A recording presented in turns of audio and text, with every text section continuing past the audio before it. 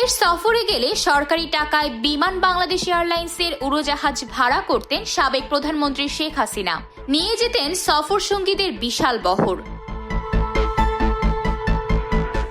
বৃহস্পতিবার রাষ্ট্রীয় শত শত কোটি টাকা অপচয় করে সাবেক প্রধানমন্ত্রী শেখ হাসিনার ভ্রমণ এবং ডাইরেক্ট ডিগ্রি বিলাস শিরোনামে দুদকে স্বাক্ষরিত এক প্রতিবেদনে এই তথ্য জানানো হয়।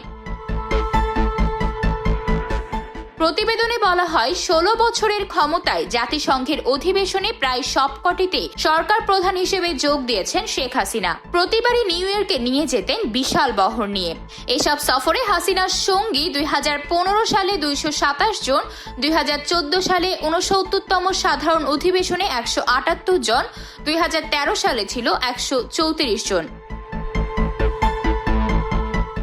এছাড়া যে কোনো সফরেই তিনি বাংলাদেশ বিমানের বোয়িং 777 ও 787 সিরিজের অত্যাধুনিক উড়োজাহাজ ব্যবহার করতেন।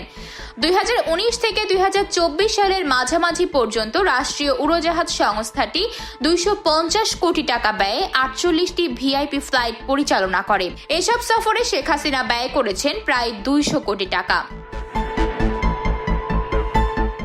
18 সেপ্টেম্বর 2021 সালে স্থানীয় সময় বিকেলে হেলসিঙ্কির ভান্তা আন্তর্জাতিক বিমানবন্দর থেকে বিমান বাংলাদেশ এয়ারলাইন্সের ভিভিআইপি ফ্লাইট BG1902 যোগে নিউ ইয়র্কের উদ্দেশ্যে রওনা হন প্রধানমন্ত্রী। বিমানের সংশ্লিষ্ট কয়েকটি সূত্রে জানা গেছে, সরাসরি ঢাকা থেকে নিউ ইয়র্ক যাত্রা না করে ফিনল্যান্ডে অবতরণ করেন তিনি।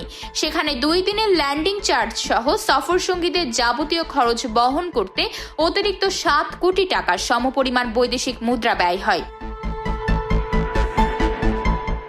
উল্লেখ্য, 2013 সাল পর্যন্ত বিমানের প্রায় 50 কোটি টাকা পাওনা রয়েছে সরকারের কাছে।